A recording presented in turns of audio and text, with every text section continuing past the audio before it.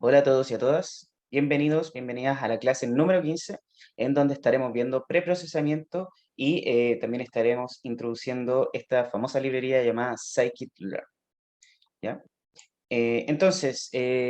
Primero que nada, veamos dónde estamos parados respecto al curso. Ya terminamos toda la sección de análisis exploratorio de datos, que es esta que estoy señalando con el mouse acá. Eso lo hicimos en las últimas dos clases pasadas y ahora lo que tenemos que hacer es que ya pensando en un futuro en donde nosotros ya analizamos los datos, intentemos generar algún modelo predictivo que nos permita de alguna manera utilizar esos datos eh, eh, con miras a predecir algún valor o alguna categoría. Entonces, lo primero que hay que hacer en este ciclo de desarrollo de modelos predictivos es el preprocesamiento y también algo conocido como feature engineering. Vamos a estar viendo principalmente preprocesamiento esta clase. ¿Ya? Entonces, para recordarles lo primero que vimos al comienzo del semestre respecto a qué era Machine Learning, ¿ya? Entonces, Machine Learning es una área especializada en el estudio y desarrollo de algoritmos enfocados en generar modelos predictivos que mejoran a partir de los datos, ¿ya? Entonces, más sencillo, nosotros tenemos datos, tenemos un algoritmo acá arriba, y ese algoritmo entrega un modelo a partir de estos datos. La idea del modelo es que prediga algo. ¿Qué cosa? Ahí va a depender de la tarea que nosotros especificando. ¿Ya? Aquí tenemos una vista bastante general de qué se trata de Machine Learning. Teníamos acá, por ejemplo, al lado derecho, aprendizaje supervisado, donde nosotros a nuestros datos los tenemos etiquetados, o sea, es decir, sabemos lo que nosotros tenemos que predecir. Por ejemplo, en el caso de las casas que estuvimos viendo, o sea, de las propiedades, perdón, que estuvimos viendo la clase pasada, donde la tarea final era predecir de alguna manera el precio de las casas.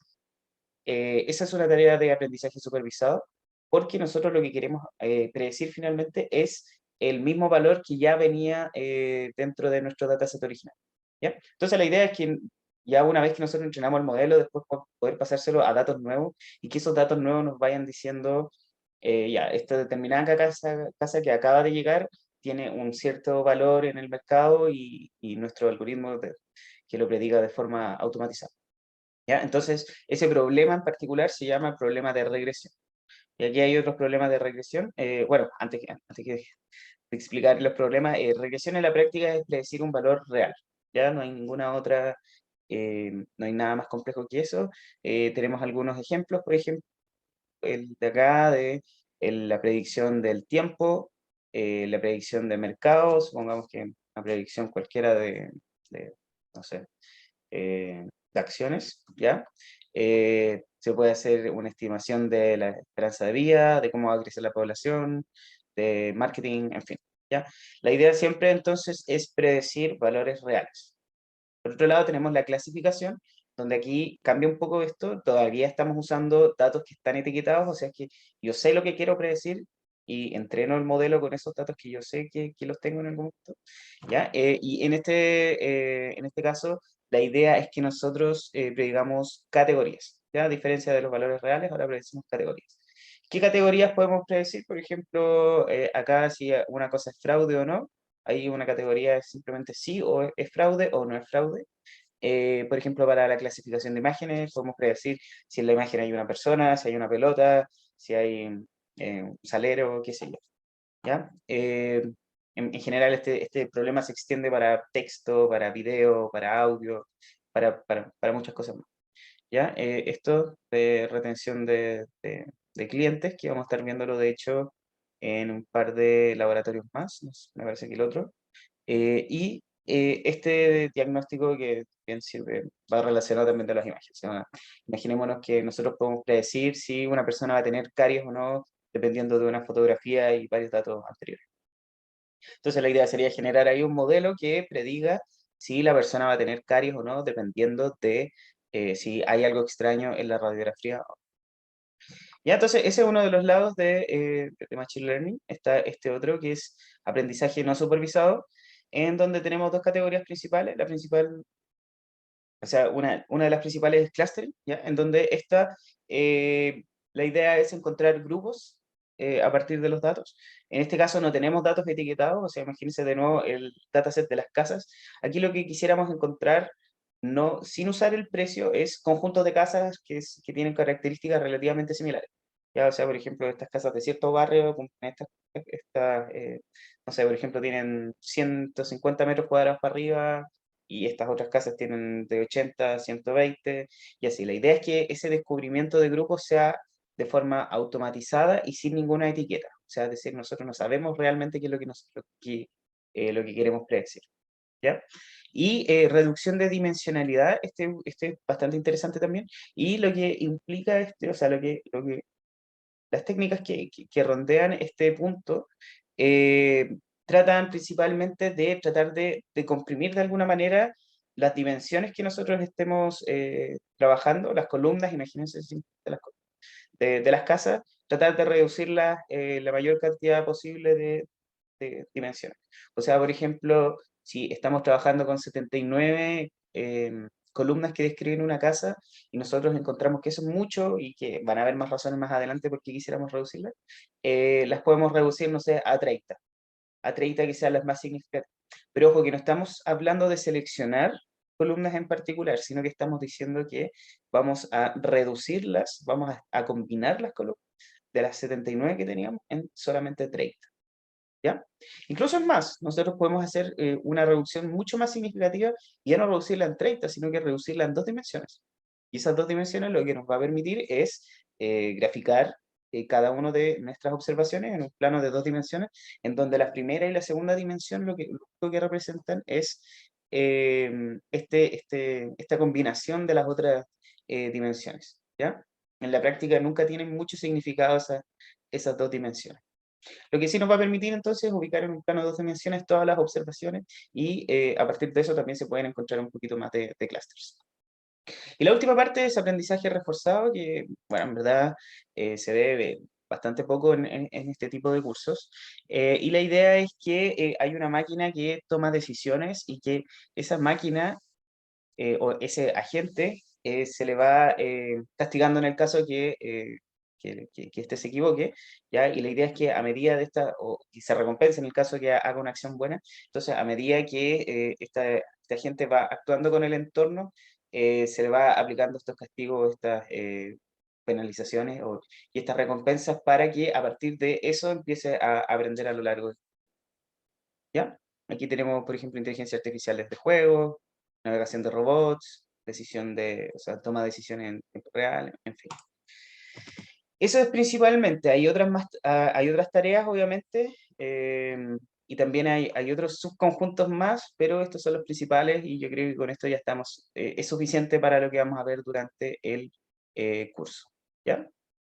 Entonces, el esquema general, bueno, aquí lo mismo que habíamos estado hablando recién, si lo quieren echar un vistazo después no hay ningún problema. Y ahora, ¿por qué vamos a hablar primero no de estos modelos, sino que del preprocesamiento de los datos? Y es que principalmente que todos estos modelos, como ustedes se imaginarán, toman los datos e intentan aprender de estos datos. ¿Y cuál es el tema de esto? Un clasificador, un regresor, no entiende texto, no entiende imágenes, no entiende categorías, no entiende valores ordinales. Lo único que entiende son números, nada más que números. ¿Ya? Y cuando nosotros tengamos bien claro que lo único que nosotros le podemos pasar a estas máquinas son números, entonces cabe la duda de que cómo vamos a convertir los datos que nosotros teníamos originalmente, esos que analizamos que se veían súper bonitos, cómo los vamos a convertir entonces ahora a números. Y existen un sinfín de técnicas de preprocesamiento, y por eso es súper importante el preprocesamiento, porque estas son las técnicas que nos permiten, dado un dataset en particular, trasladarlo a uno modificado para que nosotros después podamos ocuparlo en un clasificador. ¿Ya? Entonces, hay algunos datos numéricos que uno podría derechamente pasarlo al tiro a un clasificador o un regresor, pero la idea es que, o sea, bueno, lo que pasa con eso es que comúnmente no funcionan bien. Y ahí no funcionan bien porque a veces tienen una escala muy grande, otras tienen una escala muy chiquitita, y la idea es evitar esas diferencias y tratar de pasarlos de la forma más estandarizada posible que nosotros podamos. ¿Ya? Entonces, muchos de estos algoritmos funcionan mejor cuando los variables, o sea, los valores de las features o de las columnas, y aquí fíjense que vamos a empezar a usar indistintivamente features y columnas, ¿ya? Se encuentran en escalas similares y con distribuciones relativamente similares a la distribución normal. Ya eso es es algo que siempre pasa y que ojalá que todos los datos que tengan sean normales y si no, tratar de llevarlos de alguna manera a, a una distribución normal. Vamos a ver técnicas también que nos pueden hacer eso. Ya, entonces, el ejemplo, consideremos el siguiente ejemplo. Tenemos este ejemplo de acá, donde aquí tenemos toda la concentración de los datos, y aquí fíjense que tenemos un par de puntos por aquí, aquí, aquí y acá. Y aquí tenemos también los mismos datos de forma escalada, ¿ya? Fíjense acá cómo se distribuye este eje y este otro eje y este eje de acá con respecto a este otro eje de acá. Entonces aquí estos valores van desde el 0 hasta el 120 y de aquí desde el -2 hasta el 2. Entonces, a nosotros nos cuesta entender, ¿cierto?, que hayan algunas diferencias entre estos datos de acá. Por ejemplo, estos datos, este de acá y este de acá, pareciera que no hay ninguna diferencia, siendo que puede ser que esta pequeña diferencia entre 0 y 5, por ejemplo, sea una diferencia tremenda, tan grande que nos permita separar un grupo de otro o clasificar un ejemplo de una clase o clasificarlo del otro. Entonces, si a nosotros nos cuesta entender estas diferencias, la pregunta es, bueno, ¿por qué a una máquina que nosotros diseñamos, o un modelo que nosotros diseñamos, qué también no le costaría? ¿Ya? Y la respuesta es que comúnmente lo que hay que hacer es ajustar estos datos, ya estos datos bien extraños que aparecen aquí, tratar de ajustarlos para que queden en una escala en donde sí se puedan determinar diferencias entre ellos. ¿Ya? ¿Y por qué? Porque si para nosotros es fácil distinguirlo, también lo va a hacer para la máquina. Bueno, por lo menos en términos generales. Entonces la idea sería esta, una de las principales cosas que vamos a estar haciendo es modificar los rangos de las variables para que queden mejor distribuidas en el espacio en donde se encuentran. ¿Ya? Entonces, scikit-learn. Ahora vamos a la segunda parte y después de esto vamos a empezar a ver código. Entonces, scikit-learn es probablemente una de las librerías de Machine Learning o aprendizaje automático más populares para Python. Es open source, es construida sobre SciPy, NumPy, Matplotlib y otras un par de librerías más, ¿ya? Y lo que ellos proveen es interfaces y frameworks, ¿ya? Que son cosas distintas, para construir aplicaciones basadas en modelos de predictivo, ¿ya? Entonces, ¿qué hablamos de frameworks? Y hablamos de frameworks cuando alguien viene, por ejemplo, y nos dice, ya, tú vas a trabajar de esta determinada forma estandarizada. Y yo te voy a dar un flujo de trabajo donde tú vas a partir con esto, después vas a seguir con esto, después vas a terminar con esto. Y así tienen que estar conectadas cada una de los pasos, por ejemplo. ¿Ya? Entonces, un framework es finalmente un modo de trabajo, y eso es lo que una de las cosas que ofrece Scikit-learn, un modo de trabajo. Y por otro lado, ofrece interfaces, ¿ya? Y aquí vamos a hablar un poquito vamos a cambiar un poquito, un pequeño paréntesis, y hablar de diseño de software, ¿ya? Estas interfaces, también conocidas como Application Programming Interface o interfaz de programación de aplicaciones, son en la práctica todos los métodos, objetos, funciones, todo lo que a nosotros nos permita interactuar con la librería, ¿ya? Y en general un software cualquiera. A eso se le denomina API o API, ¿no? API, eso. ¿Ya? Entonces, la idea es que cada API tenga una especie de documentación en donde uno pueda ir y buscar y entender cómo nosotros vamos a comunicarnos. Por ejemplo, en Pandas, lo que siempre vimos en las documentaciones es principalmente cómo nosotros podíamos interactuar con un data frame o cómo podíamos usar distintos métodos, funciones de la librería para modificar los data frames. En este caso es lo mismo. Y la idea es que estas APIs sean diseñadas de la mejor forma posible, ¿ya? Y esto obviamente requiere distintos pasos de abstracción. O sea, por ejemplo, imaginémonos que tengo una transformación A, una transformación B y una transformación C, que hacen distintas cosas. Pero nosotros sabemos que esa transformación A, B y C va a tomar todo el mismo dataset. Entonces ese dataset se va a ir acá, se va a ir acá, se va a ir acá. Y la idea es que no tengamos que hacer distintos métodos.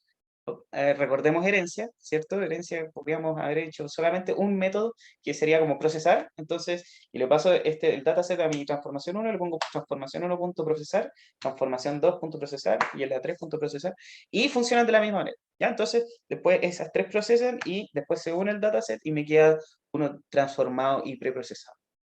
Entonces, la idea es que esas interfaces sean lo mejor diseñadas de la mejor forma posible para que podamos hacer operaciones de ese estilo, ¿ya?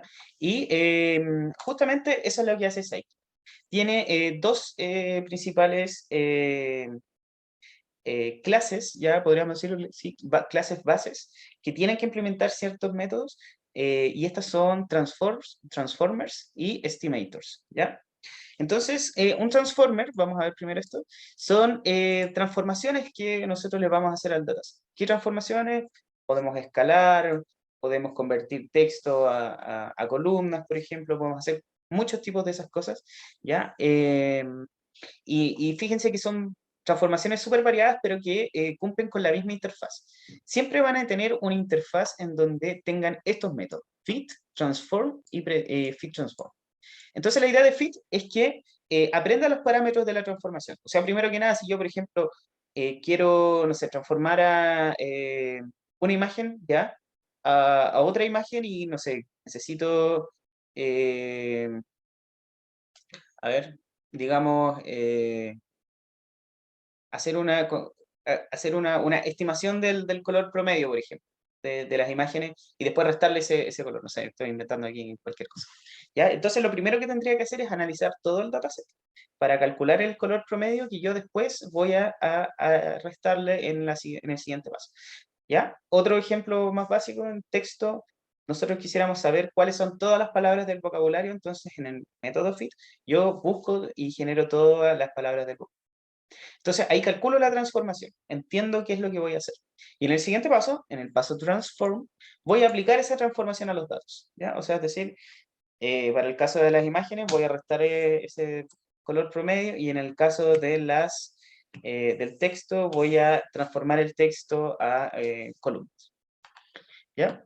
Y tenemos también este pequeño método fit transform que es un método de conveniencia para ejecutar las dos al mismo tiempo. ¿Ya? Pero fíjense entonces que lo importante son simplemente estas dos, fit y transform. ¿Ya? Entonces fit entiende cuál es la transformación que voy a hacer, ¿ya? La calcula, que también se traduce como ajustarse, ajusta la transformación y después aplica la transformación con transform. Y por otro lado tenemos esta segunda clase importante que estas son prácticamente todos los algoritmos de aprendizaje automático. O sea, todos los algoritmos que nosotros vayamos a ocupar, por ejemplo, vamos a adelantar un poquito, no sé, pues, por ejemplo, Super Vector Machine y árboles de decisión y qué sé yo, un perceptrón multicapa, no sé. Todos heredan estimators, base estimators. O sea, es decir, todos deben implementar los métodos que están especificados acá. Y estos métodos son fit, que es exactamente lo mismo que acá. Fit lo que hace es ajustar el modelo y después con el método predict ustedes pueden predecir datos. ¿Ya? Entonces, esas las ventajas como arquitectónicas que nos entrega Scikit-learn y que lo más importante es que imaginémonos que hay 200 transformaciones y 200 eh, modelos distintos de aprendizaje, ¿ya? Entonces, la idea sería que nosotros, por ejemplo, podríamos tomar Super Vector Machine, que es uno de los métodos de aprendizaje que les había dicho, e intercambiarlo por árboles de decisión. Hacer así, ¡pum!, lo intercambiamos y tiene exactamente la misma interfaz. Y como tiene esa misma interfaz, nosotros vamos a poder usar tanto fit como predict eh, sobre el objeto que acabamos de cambiar y no va a haber ningún cambio más en el código, ¿ya? Esa es una de las grandes ventajas. ¿Ya? Y una pequeña cosa interesante, nosotros cuando, bueno, vamos a estar trabajando así de este estilo, entonces, cuando importamos cosas, se importan de esta manera. From scikit-learn, el nombre del módulo, importa alguna transformación o algún estimador o lo que ustedes estén, eh, con lo que estén trabajando, ¿ya? No se recomienda hacer esto, ustedes no lo van a encontrar en ninguna parte, ¿ya? Import scikit-learn a SK o sklearn, o sea, o Psyche, no sé, no lo van a encontrar en ninguna parte. Siempre se usa esta forma de acá porque son muchos módulos distintos con muchas cosas distintas. ¿Ya? Entonces, durante la clase vamos a estar trabajando el módulo de preprocesamiento y estos dos, Compose y Pipeline. ¿Ya? Y me parece que uno más que está también listado acá, pero pequeño detalle. Entonces, problema de esta clase, vamos de nuevo a estar trabajando con House Pricing.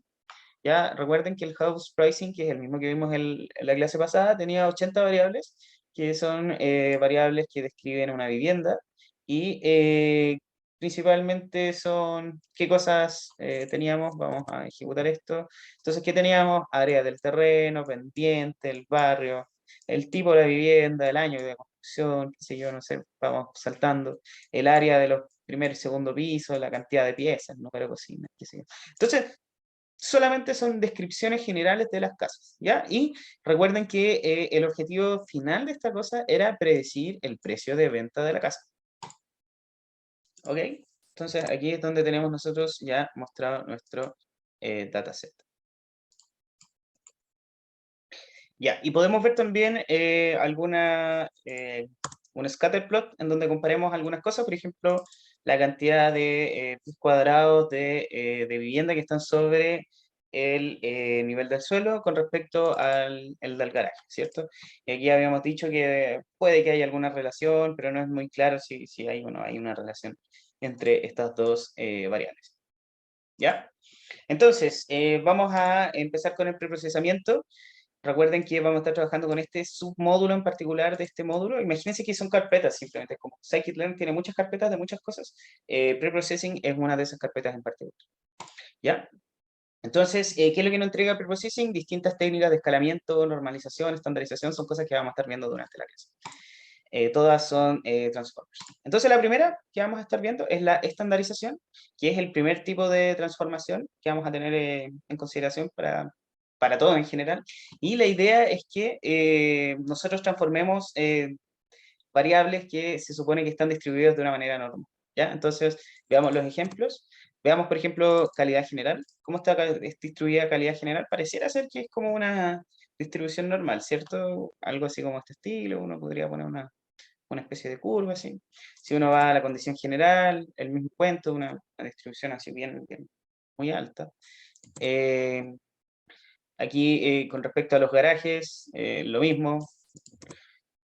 Con respecto al área de los garajes, bueno, tenemos muchas que no tienen garaje, pero en general las que tienen garaje también parecen ser que tienen un comportamiento normal, y la del área disponible para vivir también. Ya solamente que bueno, las últimas dos también achatadas hacia la derecha. ¿Ya? Entonces, ¿qué es lo que pasa con esto? ¿Qué es lo cuál es el problema de esto que acabamos de ver? Que si nosotros la ponemos todas en un solo gráfico, veamos lo que pasa. Y vemos que todas tienen valores distintos porque todas viven en rangos distintos. O sea, por ejemplo, solamente el área de las casas vive en este rango que va desde el 0 hasta el 5000. En el caso del área del garaje está un poco más echada hacia la izquierda, pero en el caso de las otras, por ejemplo, la condición general y la calidad general, fíjense cómo están. O sea, ni siquiera alcanza a tener un bin, porque los bins generales para esta visualización que nosotros acabamos de hacer, van desde el 0 al 49, o sea, están todos los valores acá adentro, porque los valores de esta variable en particular son del 0 hasta el 10, ¿ya? Obviamente eso está malo, es una visualización que no sirve, que está mala, pero al mismo tiempo nos da a entender de que no nos está indicando nada esto, o sea, es decir, que tengamos rangos muy distintos entre todas las variables, va a ser simplemente que nos estemos confundiendo y que también el clasificador en su momento se vaya a confundir. Entonces, para solucionar el problema anteriormente mencionado, lo que nosotros debemos hacer es aplicar algún tipo de transformación que deje todos los datos que nosotros tenemos de todas estas series distintas o de todas estas columnas distintas, de todos estos atributos, a un intervalo estándar en el que todos queden en un rango más o menos parecido. ¿Ya? Como todos estos datos distribuyen de forma normal, lo principal que nosotros podemos hacer, lo más sencillo, es transformar todos estos intervalos en una distribución normal que distribuye con media 0 y varianza 1.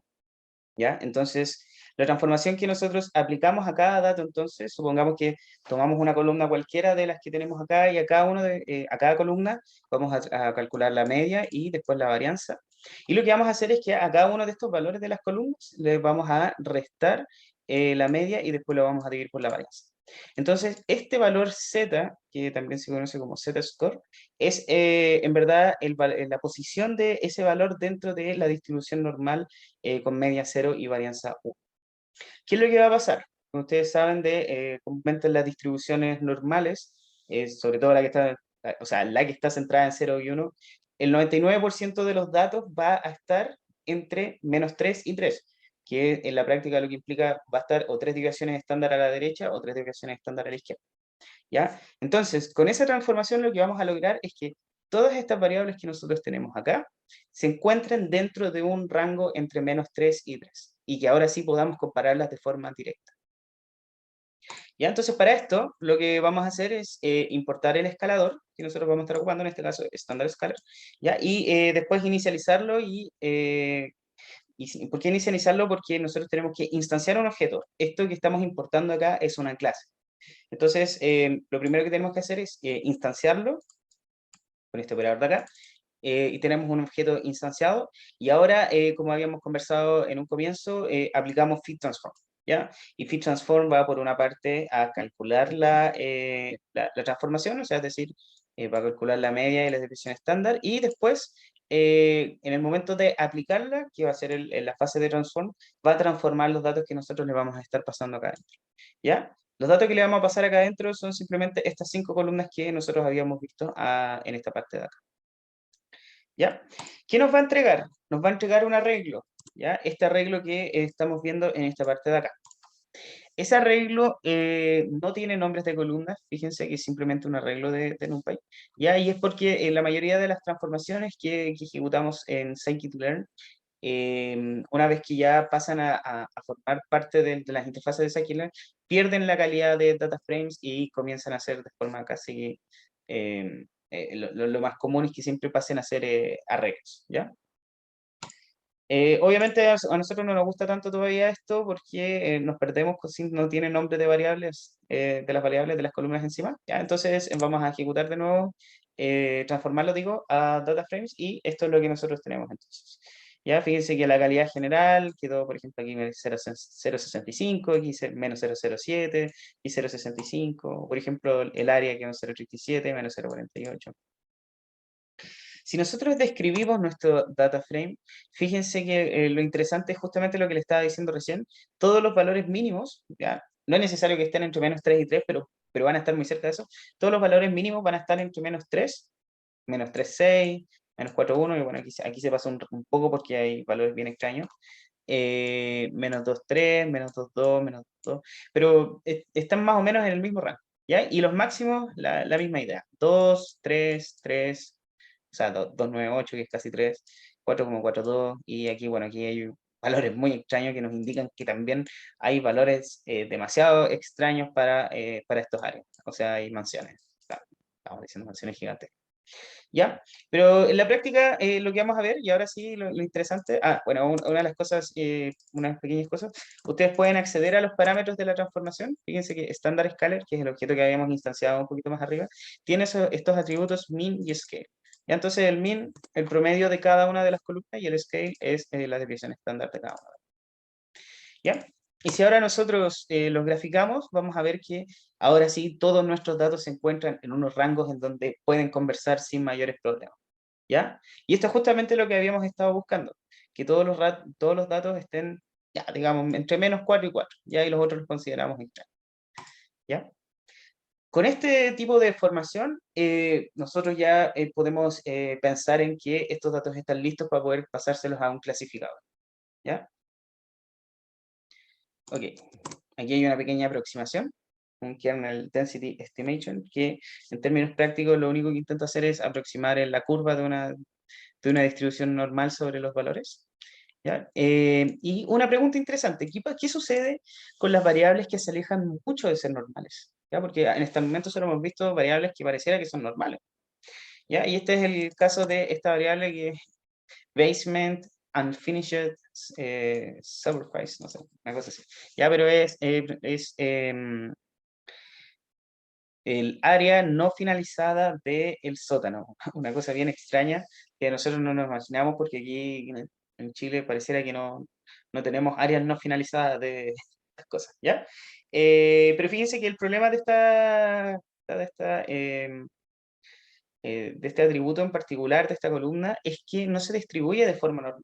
Aquí no hay por dónde ver una campana, ¿ya? Y esto es un tema también, es un tema porque nosotros, ya sabiendo que no se distribuye de forma normal, no vamos a poder hacer la transformación anterior. Vamos a tener que buscar otro tipo de transformaciones. Y en ese otro tipo de transformaciones viene esta de acá, que es el escalamiento mínimo máximo. ¿Ya? Y una buena alternativa del método anterior, cuando nosotros no podemos escalar de forma normal, es hacer un escalamiento por rango, que tiene esta forma. Para los datos dentro de una columna en particular, como por ejemplo esta, vamos a tomar el mínimo, o sea, 0, vamos a restarle el máximo y el mínimo para tener como esta especie de el rango, finalmente es el rango de la variable, ¿ya? Y después lo que vamos a hacer, vamos a dividir el dato menos el mínimo respecto al rango. Y eso nos va a llevar a todos los datos a que habiten en un espacio que se muevan entre 0 y, ¿ya? Entonces vamos, por ejemplo, con otra, Fireplaces o también cuarteles de bomberos. Vamos a seleccionar estas dos para escalarla.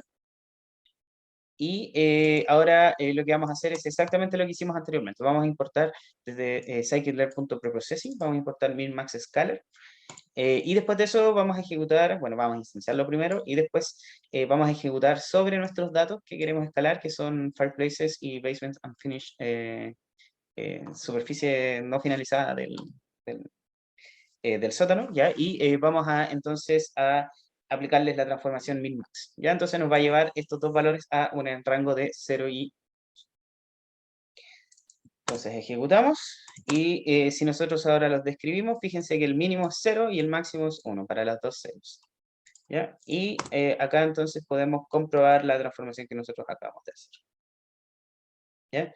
Entonces, fíjense, basement vive en este rango que está acá, y Fireplaces, que partía desde el 0 y llegaba hasta el 3, ahora está solamente en estos intervalos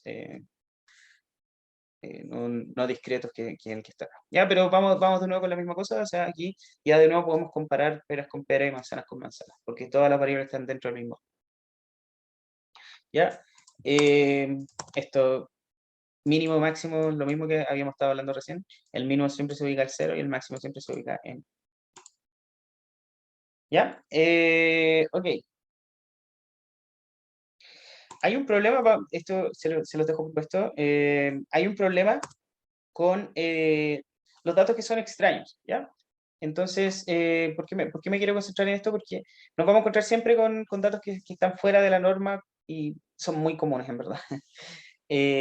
Como esto de acá. Entonces, fíjense, vamos a graficar lot area, o sea, el área en donde está emplazada la vivienda, el área del terreno. Y entonces veamos que nuestro gráfico de caja nos indica que la caja normalmente vive en este intervalo que está acá. ¿Ya? Aquí se encuentra la mayor cantidad de viviendas y aquí están los valores menos extraños. El problema es que hay muchos valores aquí, estamos hablando de estas casas que se encuentran o estas viviendas que se encuentran en este intervalo que está acá, que son extremadamente grandes, ¿ya? O sea, tenemos 50.000 pies cuadrados, 100.000 metros, pies cuadrados, perdón, 200.000. ¿Ya? Y estos datos, si nosotros los escalamos de las formas que habíamos visto anteriormente, va a pasar que se van a concentrar mucho en este lugar de acá al medio, ¿ya? Y eso es una de las cosas que no nos gustaría. O sea, por ejemplo, veámoslo en el caso que lo escalamos desde 0 hasta 1. Entonces, este es 0 y este es 1. El valor de 1 sería 200.000. Todos los valores y prácticamente todos los valores de la distribución van a quedar cercanos al 0. O sea, estamos hablando de este sería 0,01, 0,02, 0,03, 0,04. Y este de acá recién sería 0,1. Y todos estos de acá van a quedar entre el 0,1 y el 1. Y eso no nos gustaría porque nos da una dificultad para que nosotros podamos después comparar los datos, o para que la máquina después cuando trate de inferir los patrones en los datos pueda hacerlo de forma sencilla. Entonces, aquí no nos sirve esta estrategia de min-max scalar, ¿ya? Eh, ya, esto es justamente lo que les estaba explicando recién, ¿cierto? Aquí usamos min-max scalar y aquí, por ejemplo, acá recién tenemos el 1, el 0,1, perdón. Entonces, todos los datos están entre 0 y 0 y 1, y después todos los otros datos se encuentran que deben ser, no sé, digamos, el 1% del dataset, se encuentran en la siguiente cola, que es la que estamos viendo acá. Y no nos gustaría eso, ¿ya? Entonces, ¿qué pasa cuando queremos estandarizar, por ejemplo, y tenemos muchos outliers? Podemos hacer estrategias más inteligentes de estandarización, de escalado, como por ejemplo usar quantiles, ¿ya? Entonces, vamos a ejecutar esto. Fíjense que lo interesante de los cuantiles es que podemos, por ejemplo, usar el rango intercuantílico para que nosotros generemos el rango en donde nosotros queremos escalar dentro de esta área en particular de acá. ¿Ya? Y haciendo eso, entonces, podemos hacer que los rangos relativamente normales del escalado que estamos generando se encuentren más cercanos a la caja que nosotros estamos generando y que no se distorsionen tanto por los valores que están alejados. Entonces, a la transformación que estamos comentando ahora se le denomina como rango intercuantílico. ¿Ya? O sea, perdón, transformación robusta. Perdón, estaba leyendo otra parte. Ya, entonces, transformación robusta, ¿qué es lo que hacemos? Ahora es muy parecida a la transformación min-max, pero con la diferencia es que acá, en vez de, bueno, y también con la transformación normal, aquí en vez de restarle la media, lo que vamos a estar restando va a ser la mediana, ¿ya? O sea, es decir, el dato que está en la mitad, ¿ya? Y lo que vamos a estar dividiendo acá abajo ya no va a ser la desviación estándar, sino que va a ser el rango intercuantil. Fíjense que la idea es muy parecida a lo que teníamos antes, ¿cierto? Arriba, en donde vamos a restar la media dividida en la varianza, o sea, estamos restándole el valor central y dividiéndolo por una medida de dispersión. Aquí estamos haciendo exactamente lo mismo, pero estas medidas de dispersión que vamos a estar ocupando y la medida de rango central que vamos a estar ocupando es mucho más robusta a los datos que están muy alejados del centro, ¿ya? Entonces, ¿cómo hacemos esto? A través de este roast scalar, ya que ustedes también lo importan desde el módulo scikit-learn.preprocessing. Vamos entonces vamos a escalar con los dos, ¿ya? Vamos a ver la comparación. Primero vamos a escalar con standard scalar y después con robust scalar, ¿ya? Y vamos a graficar, ¿ya? Entonces ustedes pueden ver después el detalle más a fondo de qué es lo que estamos haciendo. Entonces, con la estandarización común lo que pasa es lo que habíamos dicho, vamos a solamente eso, todos los valores van a quedar cerca, bueno, aquí ya no están escalados entre el 0 y 1, sino que ahora están escalados usando un estándar scalar, ¿ya? O sea, es decir, el que trata de hacer la transformación a una distribución normal de media 0 y varianza 1, ¿ya? Y fíjense que los valores están súper extraños, de hecho hay valores que llegan hasta el 20, o sea, hasta 20 desviaciones estándar hacia adelante y definitivamente no nos sirve eso, ¿ya? No nos sirve, ¿por qué? Porque todos los datos quedaron dentro de este rango de acá, que está entre el -1 y el 1,2 y no nos permite diferenciar bien las cosas. Entonces, con nuestra estandarización robusta, lo que pasa es que ya los datos no se concentran tanto en ese rango porque el rango se amplía un poco más, ¿ya? Entonces vamos a ampliar un poco acá. Y fíjense cómo se distribuye ahora la distribución con respecto a la estandarización robusta. ¿Ya? No es tan apegada en el medio, sino que ahora incluso se pueden distinguir un poco mejor los datos. ¿Por qué? Porque evitamos considerar los valores extraños o los outliers que estaban en estos puntos de acá, ¿ya? Y eso permitió, en cierta manera, permitió que la estandarización que nosotros hacemos, que el rango finalmente que nosotros estamos considerando sea más grande y por ende nosotros vamos a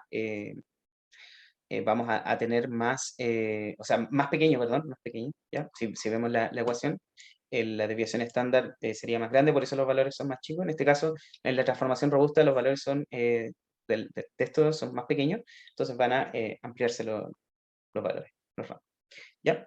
Y esto entonces finalmente, en términos simples, nos permite tener un mejor rango de estandarización y por ende también nos va a permitir entrenar mejores modelos, ¿ya? Siguiente, mapeo de distribuciones gaussianas. Entonces, como se mencionó anteriormente, no siempre se cumple la hipótesis de normalidad, ¿cierto? Habíamos visto una columna que era como así, y otras columnas más. Y si nosotros intentamos hacer, por ejemplo, una transformación normal a esa columna, no va a funcionar, ¿ya? Y no va a funcionar porque los datos simplemente no se distribuyen de forma. Entonces, ¿qué pasa cuando no se cumple esta hipótesis de normalidad? Nosotros podemos transformar nuestros datos para que estos datos vayan a un espacio en donde sí sean representados de forma normal.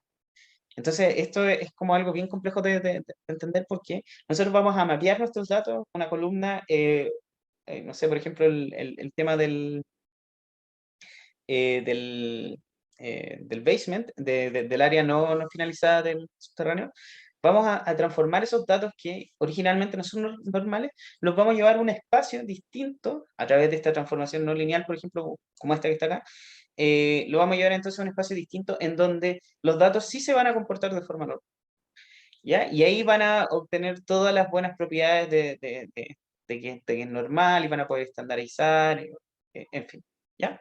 Entonces hay dos transformaciones principales que se ocupan, esta Geo-Johnson, que permite cualquier tipo de valor, y Box-Cox, que solamente se puede utilizar para datos que son estrictamente positivos, ¿ya? Porque ahí también pueden echarle un poco más el detalle a esto. Entonces, ¿cómo se denominan dentro de scikit-learn? Se denominan como Power Transformer, ¿ya? Y para el caso de Voxcox, ya fíjense que así era la distribución que nosotros teníamos originalmente, bien extraña, no hay normal por ninguna parte. Entonces, la primera transformación va a llevar nuestros datos a esto. Y ahí fíjense que aquí entonces transformamos nuestros datos a un espacio en donde sí se pueden representar de forma normal. Y de Geo Johnson, el mismo, básicamente lo mismo, ¿ya? Entonces, esto también en la práctica nos va a permitir procesar los datos y llevarlos a algo que nosotros sí podamos trabajar y que sean entendibles. De hecho, a veces es requerimiento de algunos clasificadores que todos los datos que entren se distribuyan de forma normal. ¿Ya? Por ejemplo, el Naive Bayes gaussiano. ¿Ya? Ahí tienen que sí o sí comportarse como gaussiano, porque hace más o menos las mismas operaciones de calcular la media y la desviación estándar, y si no son normales, no hay mucho más que hacer ahí. ¿Ya? Siguiente, normalización. ¿Ya? Otro método de transformar los datos es la normalización de esto, y aquí, esta es una palabra bien extraña, porque también se ocupa se ocupa bastante para decir que nosotros estamos escalando los datos, eh, pero aquí está con la diferencia que pareciera ser que el término preciso no es normalizar, sino que es escalar los datos, ¿ya? La normalización consiste en llevar todos los datos que nosotros tenemos a su norma, ¿ya? O sea, por ejemplo, supongamos que xy es un valor de un vector de 3 dimensiones, entonces lo que vamos a hacer es calcular la norma y dividir, ¿ya? Entonces, la idea de esta transformación es que todos los datos queden a una distancia euclidiana de 1 respecto al centro del plano en donde nosotros estamos trabajando, ¿ya? Veamos, por ejemplo, esta de acá, en donde nosotros vamos a hacer un scatter de 3 dimensiones. Ya este scatter de 3 dimensiones nos muestra el área del lote, el área del garaje y el área, en el eje X, en el eje Y, y en el eje Z, perdón, en el eje Y, el área de la vivienda, y en el eje Z, el área del garaje. Ya entonces se comporta de esta manera. Bueno, aquí, bueno, en verdad tampoco es mucho lo que se puede ver, ¿ya? Más allá de que el lot área se comporta súper, súper, súper extraño. De hecho, quizás si seleccionamos un rango en particular. No, está complicado seleccionar. ¿Ya? Pero sabemos que este se comporta de forma extraña porque están estos puntos acá bien extraños que se mueven mucho hacia ese lado.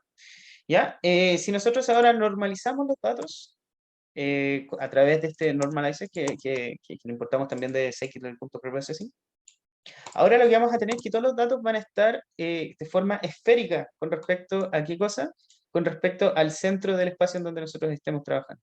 Y ahí fíjense, voy a bajar un poquito aquí, que todos los datos ahora quedaron como casi la carcasa de una esfera dentro del espacio en donde nosotros estamos trabajando. ¿Ya?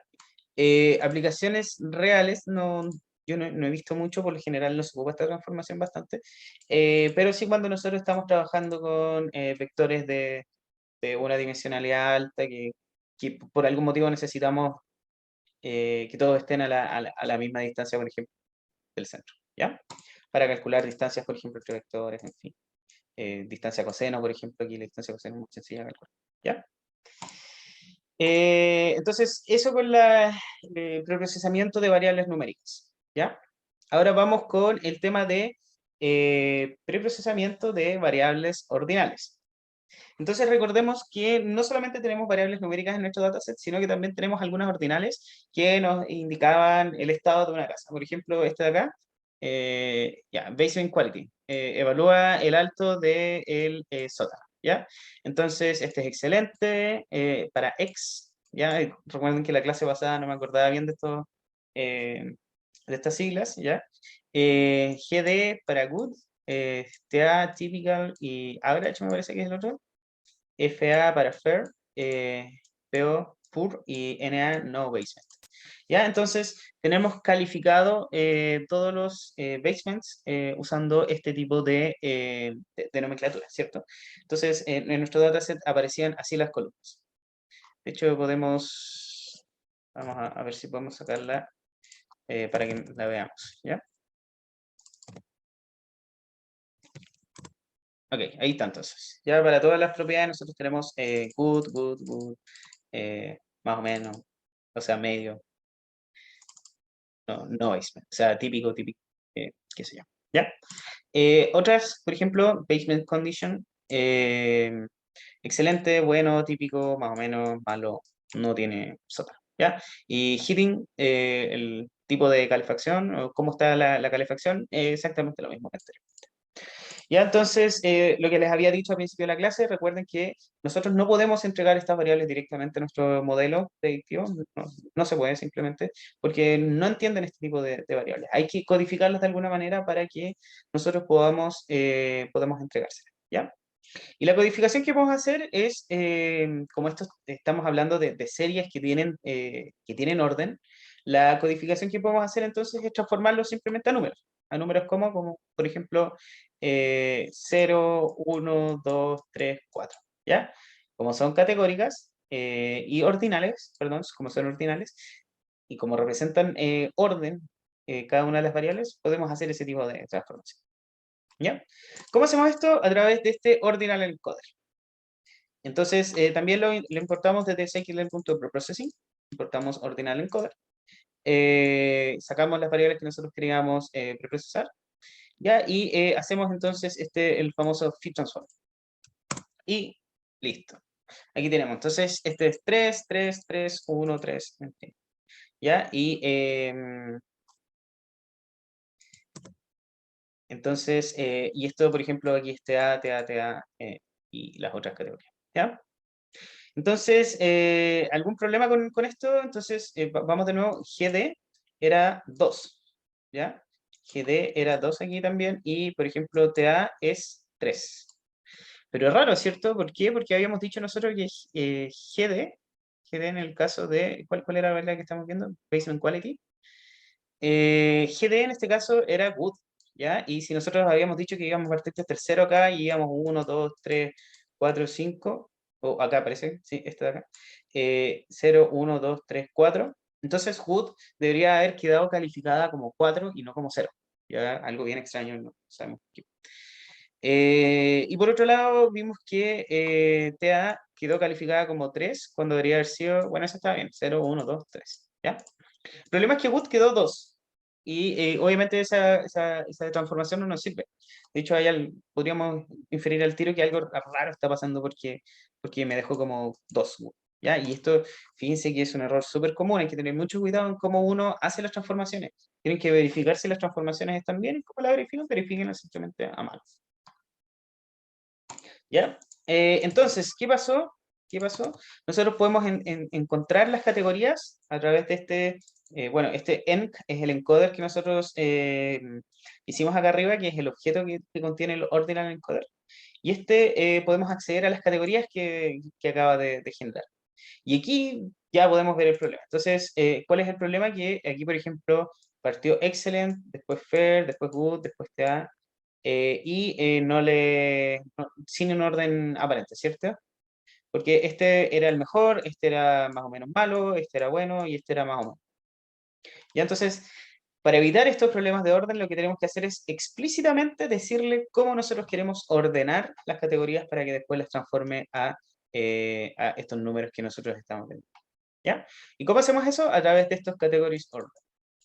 Entonces, category order, muy sencillo, simplemente es un arreglo de cómo nosotros queremos que ordene las categorías de nuestros ordinales.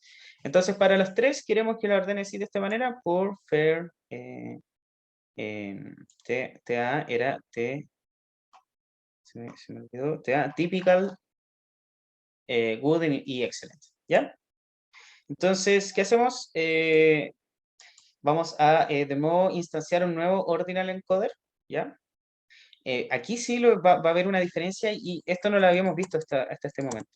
Cuando nosotros instanciamos, recuerden que vamos a hacer un encoder 2, ¿ya? Entonces, cuando nosotros instanciamos este encoder 2, vamos a estar dándole un parámetro, ¿ya? Y este parámetro van a ser las categorías que nosotros estamos viendo. Por lo general, tanto los estimadores como también las transformaciones aceptan distintos parámetros para modificar el comportamiento que tienen por defecto. Ya en este caso de acá, este parámetro categories lo que nos ayuda de alguna manera es a entregarle el orden que nosotros queremos que se generen a partir de las transformaciones. ¿Ya? Y esto es bien importante, ¿por qué? Porque ahora nosotros podemos modificar tanto el comportamiento de este como de cualquier otra transformación que hemos visto hasta el momento usando los distintos parámetros que aceptan la transformación. ¿Ya? Entonces, ahora este encoder 2 va a transformar las variables. Ahí sí, ya no está definido el de arriba. Y fíjense que ahora sí tenemos bien codificado. Aquí tenemos fair era 2 y aquí good era 3. ¿Ya? Ok, aquí un par de preguntas. Codificamos estas variables con variables ordinales.dropNA. Ya, esto es bien interesante. ¿Por qué tuvimos que botar los valores faltantes? ¿Por qué tuvimos que votar esos valores faltantes? Porque no tenemos cómo ordenarlos, ¿ya? Respuesta rápida. O sea, ¿a dónde ponemos los valores faltantes? ¿Ponemos los valores faltantes acá o ponemos los valores faltantes de este otro lado acá? Si tenemos una respuesta, si la respuesta es buena, entonces no los votamos. Si la respuesta es mala, entonces ahí tendríamos que deshacernos de esas filas que nos están dando. ¿Ya? Este proceso de eliminar datos nulos, ojalá que no se haga en esta etapa de acá, sino que se haga en una etapa un poquito anterior. ¿Ya? ¿Y por qué? Porque si yo, por ejemplo, estoy haciendo múltiples transformaciones, elimino en una transformación un par de filas y en la otra no las elimino, entonces lo que va a pasar es pues, que cuando se traten de juntar las transformaciones, van a quedar filas desplazadas hacia abajo. Y eso va a provocar que estemos mezclando los datos que definitivamente no tenían que mezclarse. ¿Ya? Y ahí obviamente después no vamos a predecir absolutamente. Ya, por eso, primero que nada, tengamos una etapa, y eso lo vamos a ver al final de esta clase, tengamos una etapa primero que nada, una etapa de limpieza de datos, perdón, después una etapa de preprocesamiento y después vamos agregando etapas por ahí. ¿Ya? Bueno, y la segunda pregunta es, ¿cómo codificamos entonces las variables que no tienen orden? Ya, ok, perdón por tuve un pequeño corte de luz. Ya, entonces lo que estaba comentándoles es que cómo entonces transformamos nosotros variables categóricas a algo que pueda entender el compuesto, ¿ya? Y que puedan entender los algoritmos que generan estos modelos. Entonces, nosotros teníamos esta columna que tiene categorías gato, perro, tortuga, pez y gato.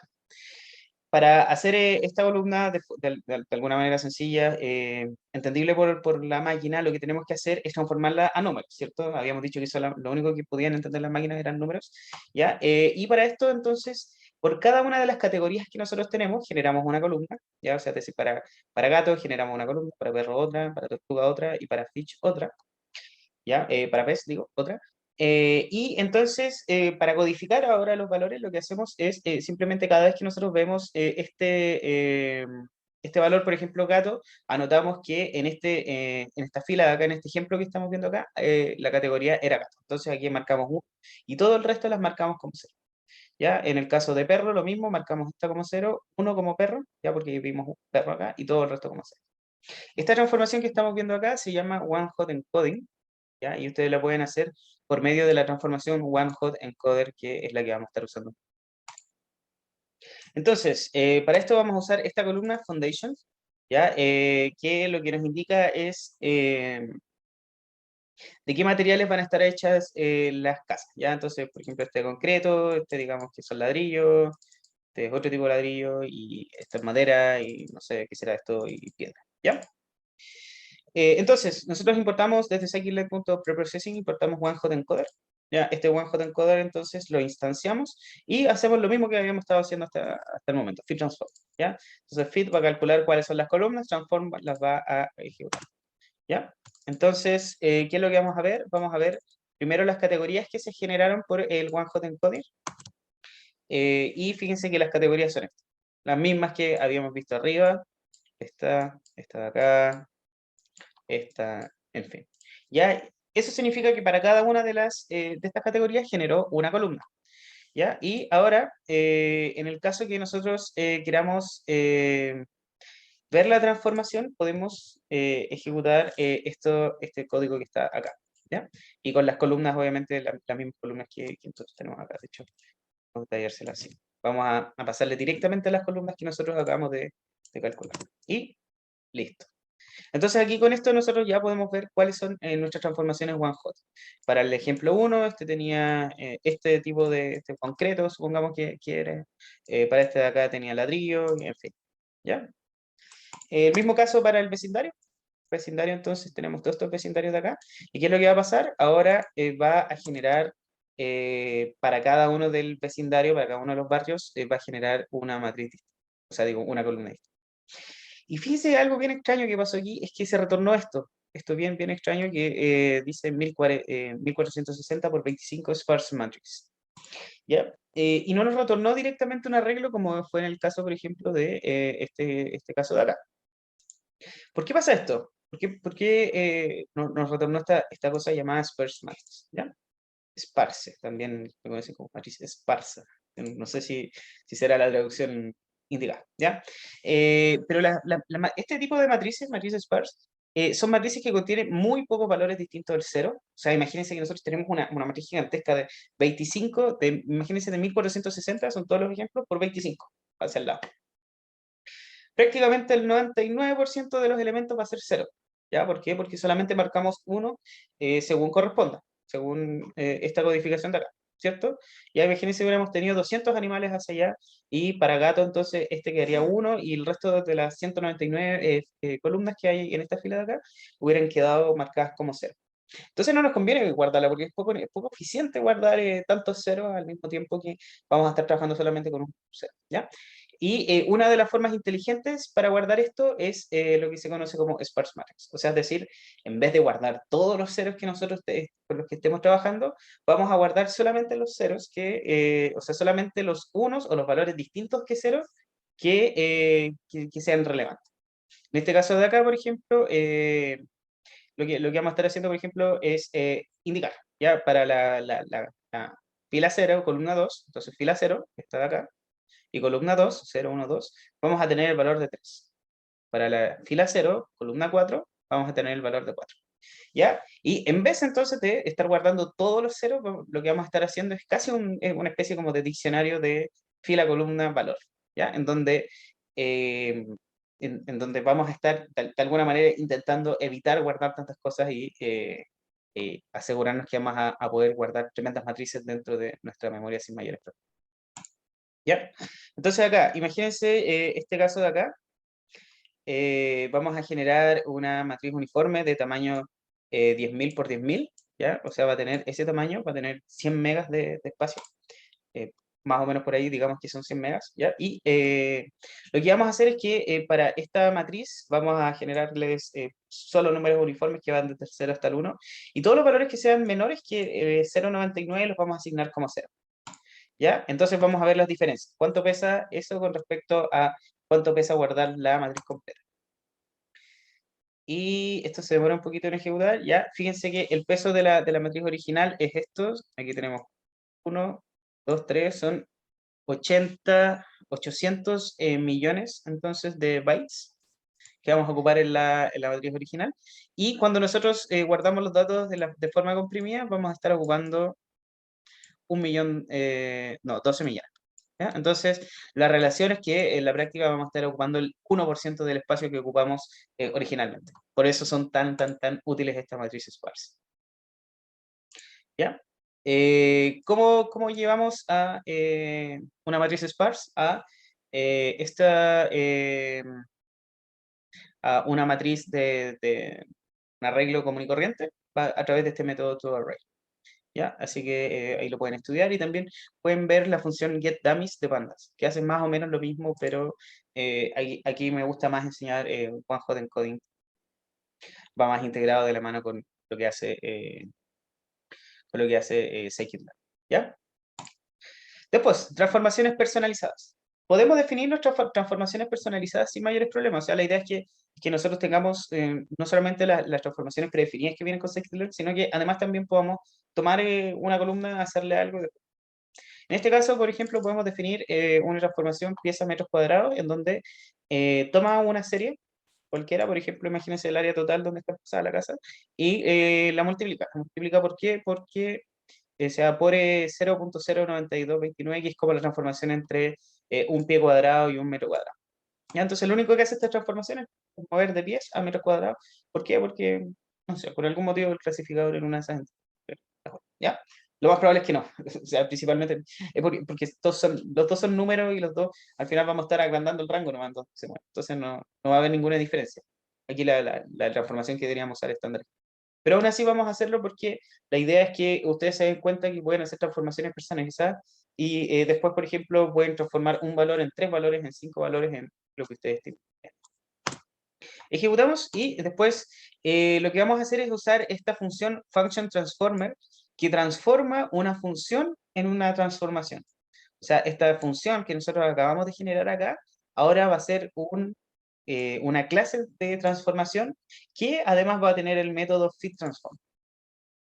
¿Ya? En este caso vamos a usar solamente transform y la vamos a usar sobre el área del garaje. Ya, fíjense que ahora el área del garaje ya no está en pies cuadrados, sino que ahora está en metros cuadrados. ¿Ya? Y aquí podemos verlo en esa unidad. ¿Ya? Ok, entonces hasta aquí llegamos más o menos con las transformaciones en general. Y ahora vamos a cambiar un poquito el tema para ir ya finalizando con lo último que estamos viendo en las clases. Es que cómo ordenamos todas estas transformaciones. Entonces supongamos que deseamos transformar las 80 variables, bueno, no son 80, son 79 variables de nuestra entrada del dataset usando las transformaciones que anteriormente vimos. ¿Ya? Entonces, ¿qué podríamos hacer? Podríamos importar nuestras transformaciones, podríamos hacer una celda exclusiva para hacer un caso categórico en donde vamos a seleccionar esas columnas, las vamos a transformar y después vamos a convertirlas a una serie. ¿Ya? Ok, eso es lo que hicimos recién, ¿cierto? También podemos hacer para el caso numérico. Ya, este numérico le falta un acento, ¿sí? Ahí sí.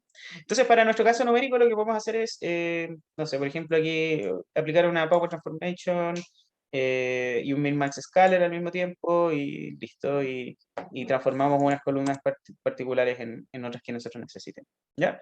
Entonces, fíjense que es harto trabajo, ¿cierto? Seleccionarlas, pues tienen que estar instanciando cada una, hacer fit transform, queda todo muy desordenado. Si ustedes ahora se ponen a hacer este caso por 60, por 70 veces más, definitivamente no va a funcionar, no va a escalar, ya no va a funcionar. Entonces, ¿existirá la pregunta? ¿Existirá una forma más sencilla de hacer esto? Y la respuesta es que sí, existe una forma mucho más sencilla de hacer esto. Y aquí vamos a empezar a hablar un poquito de cómo nosotros estructuramos estas etapas de preprocesamiento a través de pipelines. ¿Ya? Entonces, como habíamos dicho, de la manera anterior no es clara, es redundante, repite muchos pasos, son tediosos totalmente. Y para resolver esto, lo que nosotros vamos a estar trabajando, o sea, lo que vamos a estar usando son los pipelines. ¿Ya? Entonces, ¿qué es un pipeline? ¿Ya? Un pipeline es simplemente un flujo de datos. ¿Ya? Imaginemos que tenemos una tubería larga en donde vamos a poner distintas llaves dentro de esa tubería. Y cada una de las llaves va a aplicar, por ejemplo, alguna transformación específica. ¿Ya? Entonces, el dato va a pasar por acá, va a aplicar, no sé, estándar scalar, después va a aplicar un min-max, después va a aplicar otra cosa más. Y va a hacerlo de forma secuencial. ¿Ya? En general, cuando nosotros estemos diseñando estos mecanismos o sea, digo, estos modelos de Machine Learning, vamos a tener muchos pasos. Vamos a tener pasos, por ejemplo, de preprocesamiento o de limpieza, de preprocesamiento, después de transformación X, reducción de dimensionalidad, por ejemplo, selección de dimensiones, hasta que lleguemos al final, hasta entrenar el modelo. Y todo vamos a tener que imaginar que los datos van a ir viajando de forma secuencial, ya porque tienen que pasar por todas estas etapas. Eso es un pipeline. Eso es lo que yo quiero que ustedes se quieren con la cabeza, que tengan en mente de que es un pipeline. Entonces, vamos a imaginar, por ejemplo, que nosotros tenemos un dataset para entrenar y uno para después que tenemos que predecir, ¿ya? O sea, el que tenemos que predecir en caso de que estemos entrenando algo supervisado, no tiene las etiquetas, pero en el caso original que tenga el dataset de entrenamiento con las etiquetas dadas, lo que podemos hacer aquí es entonces pasárselo a nuestro pipeline, ¿ya? Y nuestro pipeline lo que va a estar haciendo es ir ejecutando las operaciones de forma secuencial. Primero que nada, el escalamiento, ¿ya? El escalamiento, digamos que es el preprocesamiento. Entonces, el preprocesamiento se va a ejecutar, después se va a ejecutar, no sé, digamos, una etapa de reducción de dimensionalidad, en donde nos vamos a quedar con menos dimensiones, ¿ya? Y esas dimensiones se supone que van a almacenar mejor la información. Después vamos a poner el aprendizaje, el algoritmo de aprendizaje, ¿ya? Y todos los datos van a ir pasando de forma secuencial. Y por ejemplo, en el caso de que nosotros hagamos un fit, se va a primero estrenar la transformación y se van a transformar los datos. Aquí fíjense que fit y transforma al mismo tiempo, porque para el siguiente necesitamos ya los datos listos. O sea, necesitamos que si vamos a hacer una etapa de preprocesamiento, se preprocesen todos los datos y se ejecute la transformación. Entonces necesitamos entrenar la transformación y transformar. Mismo caso acá y mismo caso acá, en donde con esa pasada vamos a entrenar el algoritmo de aprendizaje. Para el caso que nosotros necesitemos predecir, ya nosotros ya no vamos a tener que entrenar ninguna transformación porque ya todas las transformaciones van a haber estado entrenadas en el proceso anterior, van a haber estado ajustadas. Y ahora lo único que vamos a hacer es transformar los datos. Lo vamos a transformar con el preprocesamiento, pues vamos a transformarlo con la reducción de dimensionalidad y por último vamos a predecir con nuestro algoritmo predictivo que va a ser el dato. ¿Ya? Entonces, esas van a ser principalmente las dos etapas de un pipeline. Va a ser un pipeline solamente de entrenamiento y después va a ser uno de predicción. En el caso que haya una transformación, en el caso que, por ejemplo, no tengamos acá este paso que está acá, no hay ningún problema y se le puede cambiar el pipeline.predict por un pipeline.transform. Ya, el ejemplo anterior se va a resumir en este código muy sencillo que es el que estamos viendo acá. Entonces, vamos a hacer un pipeline, ya lo vamos a importar un poquito más adelante, y en este pipeline vamos a indicarle las etapas con las que nosotros vamos a estar trabajando. Primero el escalamiento, después reducción de dimensionalidad, y por último, etapa predictiva del módulo. Entonces, simplemente la definición es el nombre de la etapa y la clase asociada a la etapa. En verdad no es la clase, sino que es una instancia de esa clase de la transformación o del modelo predictivo que vamos a tener ahí. ¿Ya? Entonces, para definir nosotros un pipeline, ¿qué es lo que vamos a hacer? Vamos a, por ejemplo, solamente en un comienzo vamos a definir, no sé, para el one hot vamos a, eh, a definir que para las categorías vamos a transformar usando esta transformación de acá, ¿ya? El one hot. ¿Ya? Entonces vamos a ejecutar eso y fíjense que lo que le vamos a pasar van a ser estas tres columnas, Neighborhood, Utilities y Foundation. ¿Ya? Entonces le pasamos esas tres categorías y lo que nos retorna una vez ejecutado el fit transform sobre este pipeline, que es el que estamos trabajando acá, nos va a retornar esta matriz sparse que es la que contiene finalmente esta cosa. ¿Ya? Por otro lado, para la variable mzzoning o para las variables que nosotros, por ejemplo, queramos escalarla y después hacer una power transformation, ya como son dos pasos secuenciales, primero vamos a tener que escalarla, que sería con este paso de acá, y por el otro lado, después cuando avancemos a la siguiente transformación, que mueve esto a un espacio en donde se representa de forma normal la variable, ponemos la segunda etapa, ¿ya? Entonces, vamos a ejecutar este pipeline y nos va a quedar de esta forma. ¿Ya? Pero todavía no es muy compacto, ¿cierto? Todavía tenemos el problema de que si nosotros quisiéramos hacer las 70 y tantas transformaciones, deberíamos hacer todo por separado, pipelines distintos, y la idea no es que hagamos pipelines distintos, ¿cierto? La idea es que hagamos solamente pipelines de una sola forma, ¿ya? ¿Y cómo agrupamos esto? A través de los columns transformers. Ya, entonces dijimos que el pipeline es un flujo así, el column transformer es como algo que nos permite hacer varias cosas al mismo tiempo en una etapa en particular de nuestro pipeline general. ¿Ya? Entonces, en nuestra etapa en general, por ejemplo, vamos a tener el scaler, pero también podemos tener un one-hot encoder, perdón, y un power transformation. ¿Ya? Y este es bueno en el sentido de que esta pura etapa vamos a tener todas las transformaciones que nosotros necesitemos hacerle a todas las columnas. ¿Ya? Entonces, ¿qué vamos a tener aquí? Por ejemplo, para one-hot encoder, vamos a definir que se ejecute sobre estas columnas en particular. Para el estándar scalar vamos a pedir que se ejecute sobre estas otras columnas en particular y para el Power Transformation también sobre esta columna en particular. ¿Ya? Entonces, esta etapa en particular del pipeline, después lo vamos a poner en un pipeline mucho más grande. Fíjense que este column transformer lo guardamos en una variable que se llama preprocessing transformer. Perdón, ¿hay algo que no está definido? Sí, ahí sí. ¿Ya? Y eso lo vamos a poner dentro del pipeline. Entonces, fíjese que nuestro pipeline, la primera etapa de nuestro pipeline va a ser este preprocesamiento que es el que va a contener estas tres cosas de acá. ¿Ya? Entonces después simplemente para transformar nuestros datos hacemos housing pipeline.fit transform, le pasamos nuestro data frame y lo que nos retorna es esta sparse matrix que es lo que contiene todas las cosas. ¿Ya? De hecho, si nosotros le aplicamos este método toArray, ahora sí vamos a poder ver que este es finalmente el data frame con el que nosotros nos deberíamos quedar. Que es el que después le vamos a ir pasando a los clasificadores, regresores, lo que ustedes estén. ¿Ya? Entonces, pregunta qué sucedió con el resto de las columnas. Ya, fíjense que nosotros le pasamos todo el data frame. ¿Ya? El data frame tenía 79, 80 columnas originales, ¿y qué le pasó al resto? Es una pregunta interesante porque comúnmente pasa que esas columnas se ignoran, se desechan y no son consideradas.